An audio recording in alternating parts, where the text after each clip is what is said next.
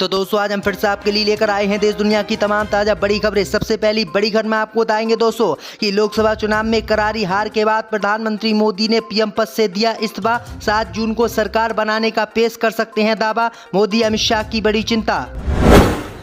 मोदी का phone call नहीं उठा रहे नीतीश कुमार और चंद्रबाबू नायडू। हेलो हेलो करते परेशान है मोदी अमित शाह। लोकसभा चुनाव में हार के बाद महाराष्ट्र के डिप्टी सीएम ने इस्तीफे की प्रधानमंत्री मोदी के सामने कर दी पेशकश। कहा मैं हार की लेता हूं जिम्मेदारी। महाराष्ट्र में भाजपा की हुई है बहुत बड़ी हार। अयोध्या में हारी बीजेपी तो सिंगर सोनू निगम के पेट में हुआ दर्द। लोगों पर भड़के तो लोगों ने लगा दी वाट। कहा सोनू निगम तुम झूठा गाना गाते हो और अयोध्या में आकर देखो बीजेपी वालों ने कितने घर को तोड़ा। तो दोस्तों सभी खबरों को आपको एक एक कर बताने वाले हैं। वीडियो को लाइक कर चैनल को सब्सक्राइब कर दें। इसी बीच पर तो दोस्तों अगली खबर की ओर। तो लोकसभा चुनाव में बीजेपी को नहीं मिला बहुमत तो प्रधानमंत्री मोदी ने दिया इस्तीफा। 7 जून को नई सरकार बनाने का पेश कर सकते हैं दावा। जय दोस्तों आपको बता दें कि लोकसभा चुनाव 2024 में बीजेपी को बहुमत न मिलने के कारण प्रधानमंत्री मोदी ने आज पीएम पद से इस्तीफा दे दिया है। दरअसल आपको बता दें कि प्रधानमंत्री मोदी 7 जून को नई सरकार बनाने का दावा पेश कर सकते हैं और 8 जून को प्रधानमंत्री पद की दोबारा से शपथ ले सकते हैं। दरअसल आपको बता दें कि प्रधानमंत्री मोदी ने इस्तीफा देने के बाद बीजेपी नेताओं की बैठक बुलाई है। इस बैठक में वो नीतीश कुमार और चंद्रबाबू नायडू से बातचीत कर सकते हैं। इस बातचीत में अगर वो दोनों बीजेपी को समर्थन देने के लिए तैयार हो जाते हैं तो प्रधानमंत्री मोदी 7 जून को सरकार बनाने का दावा पेश कर सकते हैं। अगर प्रधानमंत्री मोदी के साथ वो राजी नहीं होते हैं तो फिर कांग्रेस सरकार बनाने का दावा पेश करती है। तो ये बड़ी अपडेट आई दोस्तों कि बीजेपी को बड़ा झटका लोकसभा चुनाव को लेकर लग चुका है। इसी बीच पर तो दोस्तों अगली खबर की ओर। तो प्रधानमंत्री मोदी का फोन कॉल नहीं उठा रहे नीतीश कुमार और चंद्रबाबू नायडू। हेलो हेलो करते थक गए मोदी। जय दोस्तों आपको बता दें कि लोकसभा चुनाव 2024 के परिणाम आने के बाद नीतीश कुमार और चंद्रबाबू नायडू प्रधानमंत्री मोदी का फोन कॉल नहीं ले रहे हैं। मोदी लगातार उन्हें फोन कर रहे हैं। रिंग बज रही है लेकिन दोनों में से कोई भी मोदी का फोन पिक नहीं कर रहा है। वहीं आपको बता दें कि प्रधानमंत्री मोदी की चिंता इन दोनों ही नेताओं ने बढ़ा दी है। दरअसल आपको बता दें कि लोकसभा चुनाव के नतीजे आने के बाद गेंद नीतीश कुमार और चंद्रबाबू नायडू के पाले में है। अगर ये दोनों चाहेंगे तो किसी की भी सरकार बना सकते हैं। ये चाहे तो इंडिया गठबंधन की सरकार भी बन सकती है और ये चाहे तो बीजेपी की सरकार बन सकती है। इसी बीच पर तो दोस्तों अगली खबर की ओर। तो महाराष्ट्र में बीजेपी की करारी हार के बाद बीजेपी के डिप्टी सीएम ने इस्तीफा देने की मोदी के सामने की पेशकश। जय दोस्तों आपको बता दें कि महाराष्ट्र में बीजेपी के खराब प्रदर्शन के कारण महाराष्ट्र के डिप्टी सीएम देवेंद्र फडणवीस ने राज्य में पार्टी के खराब प्रदर्शन की जिम्मेदारी लेते हुए मोदी को इस्तीफे की पेशकश कर दी है। फडणवीस ने कहा कि मैं महाराष्ट्र में ऐसे नतीजों की जिम्मेदारी लेता हूं क्योंकि राज्य में पार्टी का नेतृत्व मेरे द्वारा ही किया जा रहा है। वहीं आपको बता दें कि भाजपा कालमान से विनती करता हूं कि मुझे सरकार में जिम्मेदारी से मुक्त करे ताकि मैं आने वाले चुनावों में पार्टी के लिए ज़्यादा से ज़्यादा मेहनत कर सकूं। वहीं आपको बता दें कि बीजेपी की हार के बाद अब बीजेपी नेताओं के इस्तीफे शुरू हो गए हैं। आने वाले वक्त में बीजेपी को बड़ा झटका लग सकता है और महाराष्ट्र में जिन गठबंधन के साथ बीजेपी ने चुनाव लड़ा है वो गठबंधन के एमपी कांग्रेस पार्टी में आ सकते हैं। तो ये बड़ी अपडेट आ रही दोस्तों की मोदी अमित शाह की चिंता इस बार के लोकसभा चुनाव में जनता ने बढ़ा दी है। इसी बीच पर तो दोस्तों अगली खबर की ओर। तो राहुल गांधी को प्रधानमंत्री बनाने के लिए आम आदमी पार्टी ने शुरू की तैयारी। डायरेक्ट भिजवाया नीतीश कुमार और चंद्रबाबू को मैसेज। जय दोस्तों आपको बता दें कि लोकसभा चुनाव में बीजेपी के खराब प्रदर्शन से विपक्षी दल इंडिया गठबंधन काफी खुश है और उससे उम्मीद है कि उसकी ही सरकार इस बार केंद्र में बनने जा रही है। अब खबर सामने निकल कर आई दोस्तों कि राहुल गांधी को प्रधानमंत्री बनाने के लिए इंडिया गठबंधन ने तैयारियां शुरू कर दी है। अब खबर सामने निकल कर आई दोस्तों कि आम आदमी पार्टी ने चंद्रबाबू नायडू और नीतीश कुमार को डायरेक्ट मैसेज भिजवाया है। वहीं आपको बता दें कि नीतीश कुमार और चंद्रबाबू नायडू जल्दी दिल्ली आ सकते हैं और दिल्ली में आकर वो इंडिया गठबंधन के नेताओं से मिल सकते हैं। अगर आम आदमी पार्टी की ये चीज़ सारी सही रही, बातचीत ठीक रही तो केंद्र में इस बार कांग्रेस पार्टी की सरकार बन सकती है। तो ये बड़ी अपडेट आ रही दोस्तों। इसी बीच पर तो दोस्तों अगली खबर की ओर। तो अयोध्या में बीजेपी की हार पर भड़के सोनू निगम तो लोगों ने लगा दी सोनू निगम की वाट। जय दोस्तों आपको बता दें कि अयोध्या में भारतीय जनता पार्टी को हार का सामना करना पड़ा। अयोध्या से समाजवादी पार्टी ने भारी मतों के अंतर से जीत हासिल की है।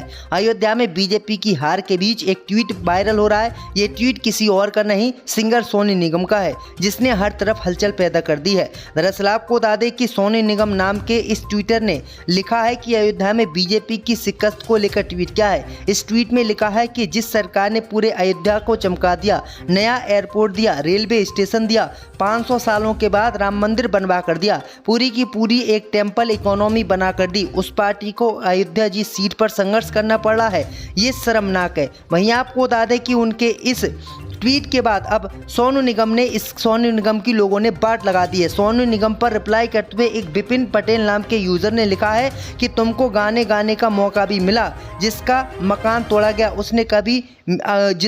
तोड़ा गया उससे आप कभी मिले हो, या फर्जी गाना गाने के लिए तुम बैठे हो, तुमको शर्म आनी चाहिए। आपको कुछ पता नहीं है कि अयोध्या में बीजेपी वालों ने राम मंदिर बनाया या गरीबों के घर को छीना है। उन्होंने कहा कि प्रधानमंत्री मोदी और पूरी बीजेपी ने अयोध्या में हजारों की संख्या में लोगों के घर तोड़े और उनको मुआवजा तक नहीं दिया। वो सड़कों पर जीने के लिए मजबूर हैं और आप झूठा गाना गाकर वहां से ABCD बोल रहे हैं। तो ये बड़ी अपडेट आ रही दोस्तों, लोगों ने बाट सोनू निगम की लगा दी है। और चंद्रबाबू नायडू हेलो करते थक गए मोदी। जय दोस्तों, आपको बता दें कि लोकसभा चुनाव 2024 के परिणाम आने के बाद नीतीश कुमार और चंद्रबाबू नायडू प्रधानमंत्री मोदी का फोन कॉल नहीं ले रहे हैं। मोदी लगातार उन्हें फोन कर रहे हैं, रिंग बज रही है, लेकिन दोनों में से कोई भी मोदी का फोन पिक नहीं कर रहा है। वहीं आपको बता दें कि प्रधानमंत्री मोदी की चिंता इन दोनों ही नेताओं ने बढ़ा दी है।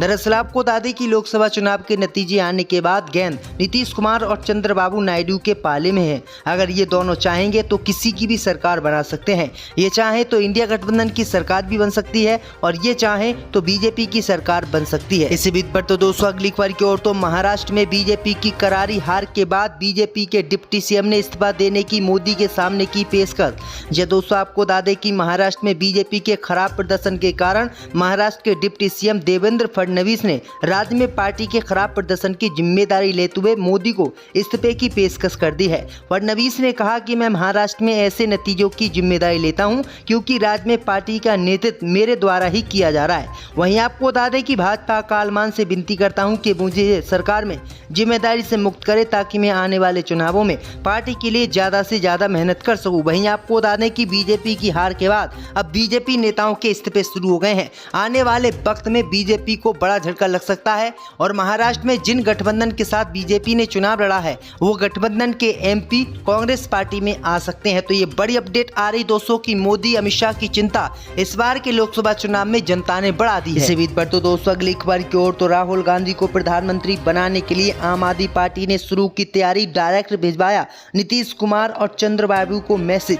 जब दोस्तों आपको बता दें कि लोकसभा चुनाव में बीजेपी के खराब प्रदर्शन से विपक्षी दल इंडिया गठबंधन काफी खुश है और उससे उम्मीद है कि उसकी ही सरकार इस बार केंद्र में बनने जा रही है। अब खबर सामने निकल कर आई दोस्तों कि राहुल गांधी को प्रधानमंत्री बनाने के लिए इंडिया गठबंधन ने तैयारियां शुरू कर दी है। अब खबर सामने निकल कर आई दोस्तों कि आम आदमी पार्टी ने चंद्रबाबू नायडू और नीतीश कुमार को डायरेक्ट मैसेज भिजवाया है। वहीं आपको बता दें कि नीतीश कुमार और चंद्रबाबू नायडू जल्दी दिल्ली आ सकते हैं और दिल्ली में आकर वो इंडिया गठबंधन के नेताओं से मिल सकते हैं। अगर आम आदमी पार्टी की ये चीज़ सारी सही रही, बातचीत ठीक रही, तो केंद्र में इस बार कांग्रेस पार्टी की सरकार बन सकती है। तो ये बड़ी अपडेट आ रही दोस्तों। इसी बीच पर तो दोस्तों अगली खबर की ओर, तो अयोध्या में बीजेपी की हार पर भड़के सोनू निगम, तो लोगों ने लगा दी सोनू निगम की बाट। जो दोस्तों आपको बता दें कि अयोध्या में भारतीय जनता पार्टी को हार का सामना करना पड़ा। अयोध्या से समाजवादी पार्टी ने भारी मतों के अंतर से जीत हासिल की है।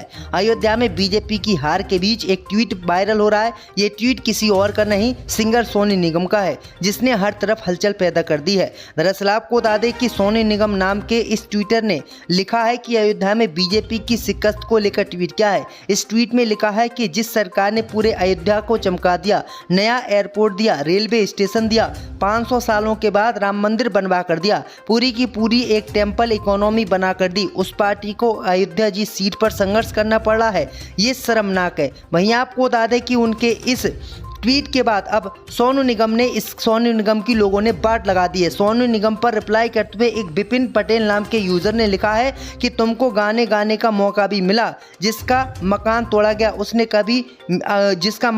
गया उससे आप कभी मिले हो? या फर्जी गाना गाने के लिए तुम बैठे हो? तुमको शर्म आनी चाहिए। आपको कुछ पता नहीं है कि अयोध्या में बीजेपी वालों ने राम मंदिर बनाया या गरीबों के घर को छीना है। उन्होंने कहा कि प्रधानमंत्री मोदी और पूरी बीजेपी ने अयोध्या में हजारों की संख्या में लोगों के घर तोड़े और उनको मुआवजा तक नहीं दिया।